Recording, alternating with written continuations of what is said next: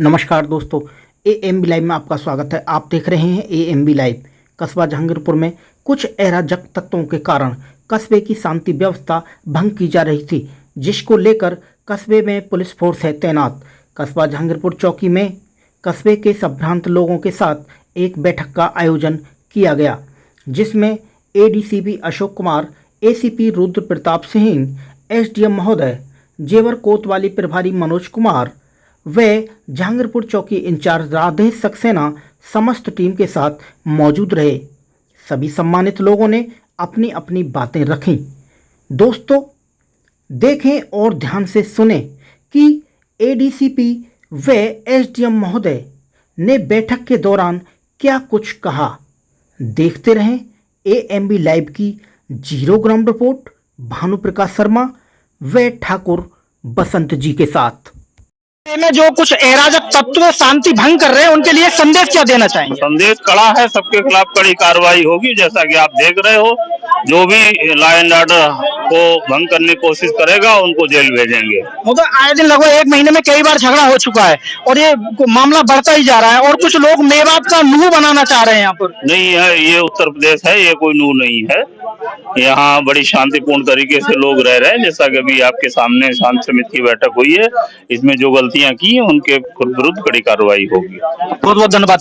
दोस्तों, आप यहाँ पर एडीसीपी सर को सुन रहे थे, अशोक कुमार जी को, जिन्होंने बताया है जो अराजक तत्व हैं उनके खिलाफ सख्त से सख्त कार्रवाई की जाएगी और कस्बे में किसी प्रकार की यहाँ पर कोई शांति व्यवस्था भंग करने की कोशिश करेगा तो उसे बख्शा नहीं जाएगा।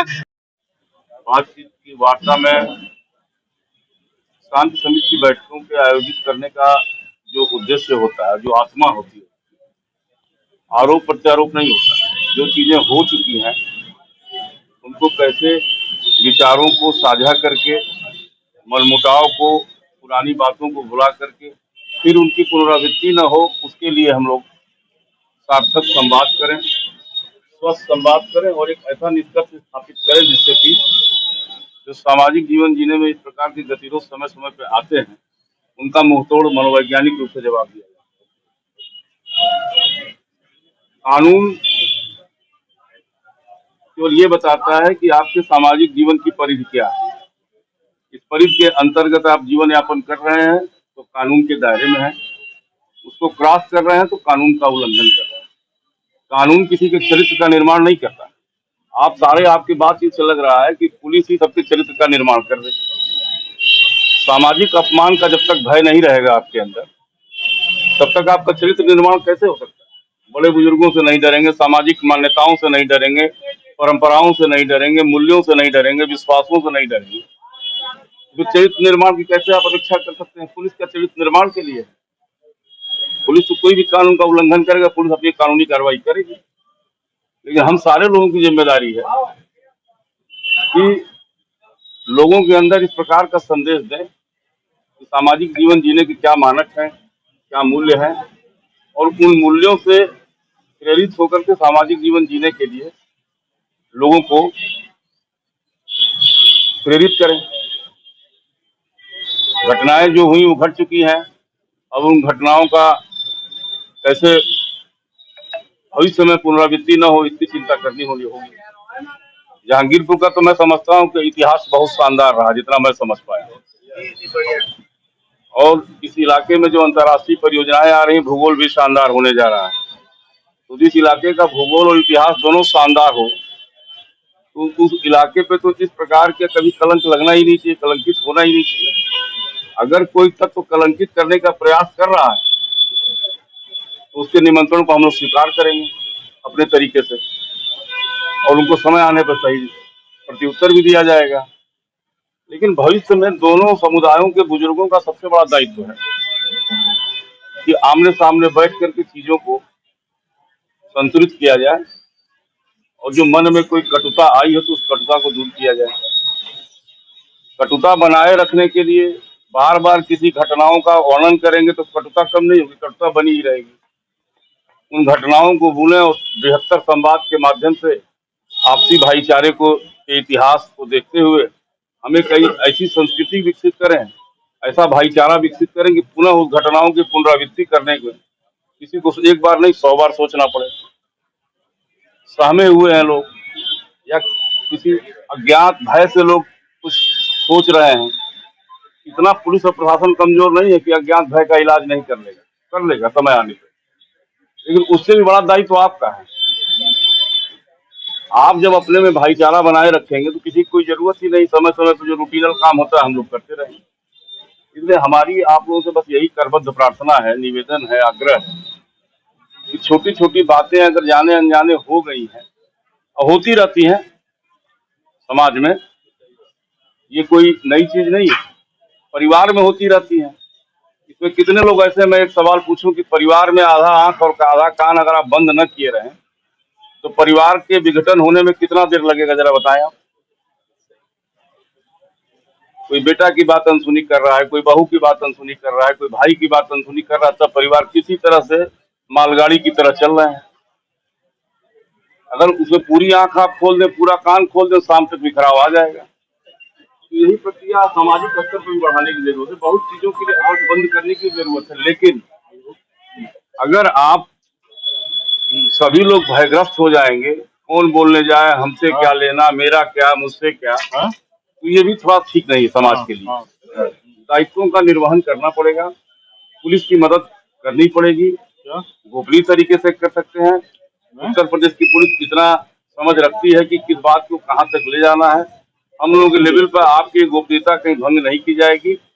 और जिन लोगों को अपमानित करने का प्रयास ऐसे तत्वों द्वारा किया जा रहा है, या कुछ लोग सोच रहे हैं कि इस प्रकार के काम करने से वो जहांगीरपुर का वातावरण, जहांगीरपुर का माहौल खराब करने में सफल हो सकेंगे, तो उनके मंसूबे कभी प्रशासन पुलिस पूरे नहीं होने देगी, किसी को भ्रांति नहीं होनी। लेकिन उससे भी बड़ी जरूरत है कि आप लोगों को पुलिस का सहयोग करना पड़ेगा। जो कुछ आप लोगों के मन में भय है, आक्रोश है, उसको हम लोग अपनी कानूनी कार्रवाई से कवर अप कर लेंगे और आप लोगों को एहसास कराएंगे कि नहीं, जो आप लोग सोच रहे थे वैसा नहीं है। जो भी वास्तविक अपराधी है, जो भी वास्तविक इस घटनाओं का जिम्मेदार है, वो चंगुल में आया है। निर्दोष लोगों को अगर कोई किसी तरह से फंसाने का प्रयास करेगा तो इसकी विवेचना तथ्यात्मक तरीके से करके गलत लोगों को उससे बाहर किया। जो गलत लोगों के नाम आए वो बाहर होंगे, जो गलत लोग छूटे हुए वो अंदर किए जाएंगे। यही तौर तरीका होता है। लेकिन आप लोगों को भी थोड़ा सा फलक पे आना होगा। हाशिए में रह के समाज को नहीं चलाया जा सकता है, फलक पे आके ही आप समाज को चलाने का काम कर सकते हैं।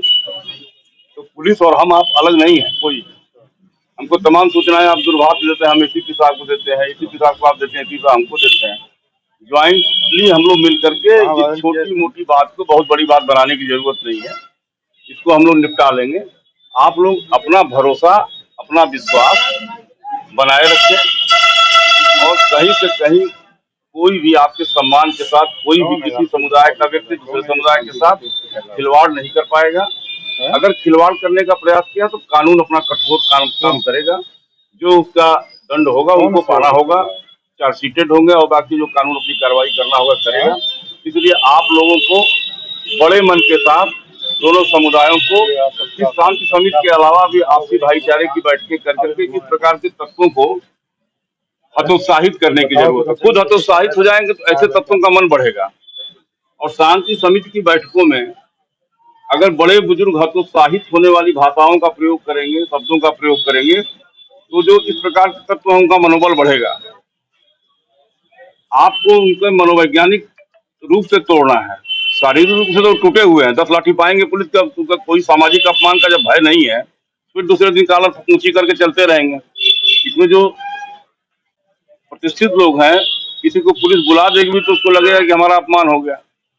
तो अपमान के भय से ही, सामाजिक अपमान के भय से ही आदमी नियंत्रण में रहता है और नियंत्रित जीवन जीता है। तो ऐसे तत्वों से आप लोगों को बेखौफ रहना है। जरूरत पड़ेगी तो इससे भी आगे हम लोग जाने का काम करेंगे। और आप लोग चिंता मत कीजिए, दोनों समुदायों को सभी लोग सुलझे हुए हैं। जहांगीरपुर में कभी प्रकार की घटना हुई नहीं है, अब पता नहीं कैसे जाने अनजाने हुई है। तो अब इसको हम लोगों का दायित्व है सभी लोगों का कि इस प्रकार की पुनरावृत्ति को हम लोग रोकें।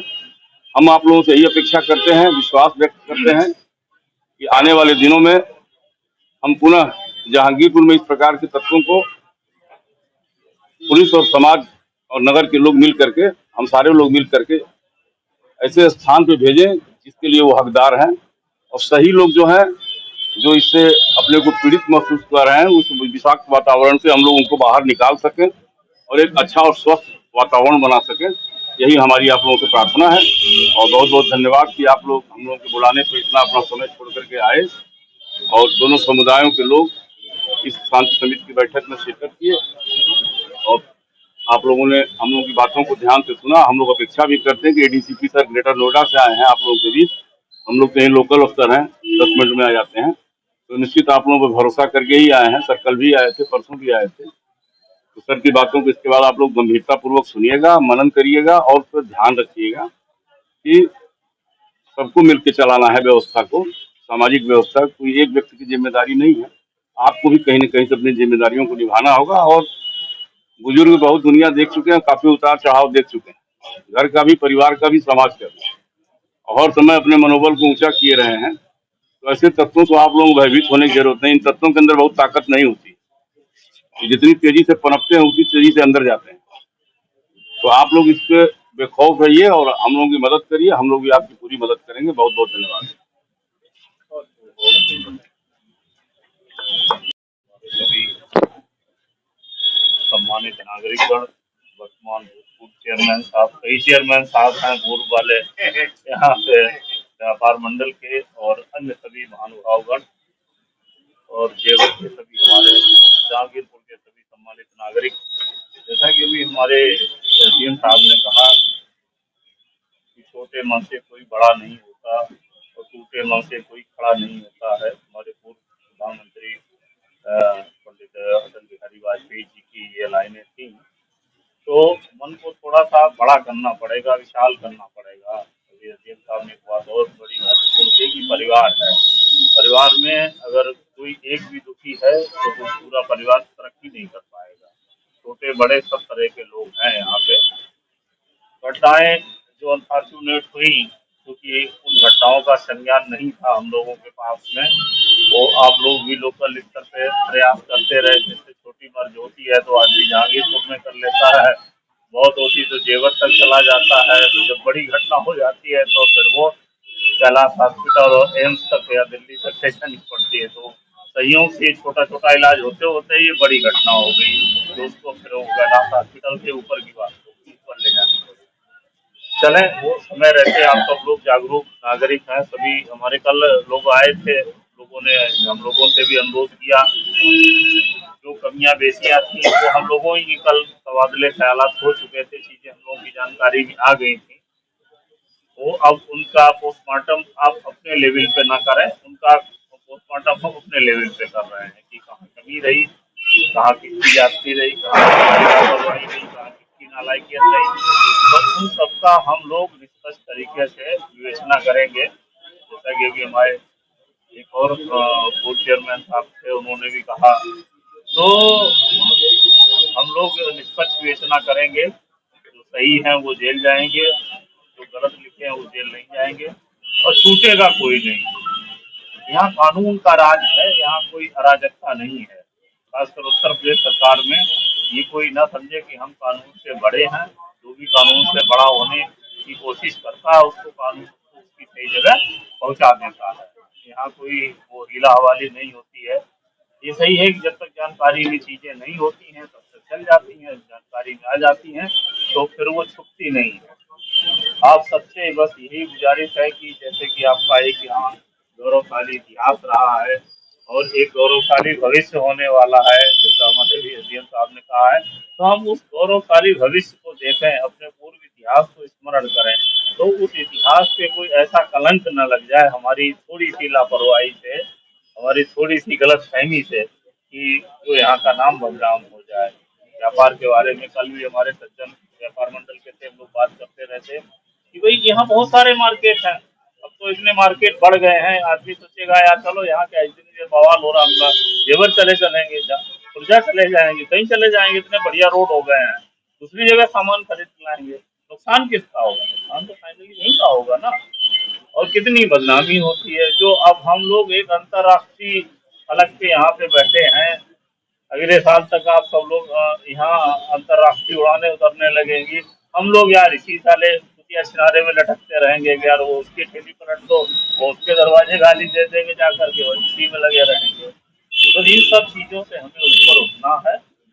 और बाकी हम आपको as a Gautam Buddha police से और उत्तर प्रदेश प्रशासन की तरफ से हम दोनों अधिकारी यहाँ बैठे हुए हैं। हम लोग इस बात को आपको आश्वस्त करते हैं कि जो कानून का राज है वो कानून का ही राज चलेगा। यहाँ किसी की गुंडागिरी नहीं चलेगी, न किसी की वो दिमागबाजी चलेगी। दिमाग हम लोगों के पास बहुत होता है, हम लोगों के पास तक बातें आती नहीं, तभी तक ये सब चीजें जो है चलती रहती हैं। जब जानकारी में आ जाती हैं तो फिर चल नहीं पाती हैं ज्यादा। तो हमारा सब का अनुरोध आपसे, जितने हम लोग बैठे हैं, जितने आप लोग उधर बैठे, हम आप एक ही हैं, अलग नहीं है कोई। बस है कि हमें कुछ जिम्मेदारी दी गई, आपको कुछ और जिम्मेदारी दी गई है सब एक ही हम सब। तो हम सब लोगों के संयुक्त प्रयास से यहाँ की शांति व्यवस्था मेंटेन रहे और व्यापार फले फूले, तरक्की करे, जहांगीरपुर और उन्नतियों को जाए, हमारी तो यही कामना रहेगी। आप सबका सहयोग हमें अपेक्षित है। जहाँ जहाँ समय समय पर हमारी थोड़ी बहुत कमी रहे, आप सबके पास नंबर हम लोगों के रहते हैं। वही सुनवाई होने के लिए हमारे दो बड़े अधिकारी यहीं बैठे रहते, जेवर में ही बैठते हैं। कल तो हमने ये की बात इन दोनों अधिकारियों तक नहीं थी जानकारी में, नहीं जानकारी थी तो हमारी लापरवाही है कि हम अपनी बात आप तक नहीं कम्युनिकेट कर पाए, कि हमारा नंबर नहीं लोगों के पास है, कि लोग या लोगों का इतना हम पे विश्वास नहीं है कि हम तक बता पाए। तो वो जो रही कमियां, उन सब चीजों पे हम लोग हो गए और आपके सबके सहयोग से देखो कितना बढ़िया यहाँ चुनाव हुआ। तो सारे त्योहार सब बड़े शांतिपूर्ण तरीके से निपट गए, कहीं किसी तरह की कोई समस्या नहीं हुई यहाँ तक। तो और आगे भी नहीं, ईश्वर ने चाहा तो आगे भी नहीं होगा। बस छोटे मोटे ये बच्चों के जो हैं ना समझिया, उनको बुजुर्ग जो हैं बड़े बूढ़े हैं उनको समझाएं, जैसा कि आपने कहा कि हमारी जिम्मेदारी भी है। जब बड़े बुजुर्ग भी कोई लापरवाही करने लगते हैं, हमारे गांव में बचपन में हम लोग फरुखाबाद के हैं, उधर भाषा थोड़ी खड़ी होती है ना, तो उन्होंने कहा कि वो लड़के खड़े खड़े पेशाब कर रहा था, तो उन्होंने कहा चलो साले तुम्हारे बाप के पास ले चलते हैं। तो बाप के पास ले गए, देखा साला बाप घूम घूम के पेशाब कर रहा था। तो वो बेचारा वहीं से लौट आया, हो गया यार किससे कहें चल करके। तो ये जो बड़े बुजुर्गों की ये जिम्मेदारी है कि साला वो बदमाशी कर रहा है, उसको आप कंट्रोल करिए। आप नहीं कंट्रोल कर पाते, आप तुरंत हमको बताइए, हम उसको कंट्रोल करेंगे। भाई ये प्रशासन से बड़ा कोई थोड़ी है यहाँ पे। उत्तर प्रदेश सरकार है और भारत सरकार हमारी इसके लिए दृढ़ संकल्प है। और आज हम लोग ये ऐसे पूर्व संध्या पे बैठे हैं कि कल हमारा स्वतंत्रता दिवस है। तो इन सब बातों के साथ साथ हम ये अनुरोध करते हुए कि आप इस शांतिपूर्ण माहौल को शांतिपूर्ण बनाए रखने में अपना सहयोग कर रहे हैं और आपको स्वतंत्रता दिवस की बहुत बहुत शुभकामनाएं। तो इन्हीं शब्दों के साथ और आपके सहयोग की आकांक्षा के साथ मैं अपनी बात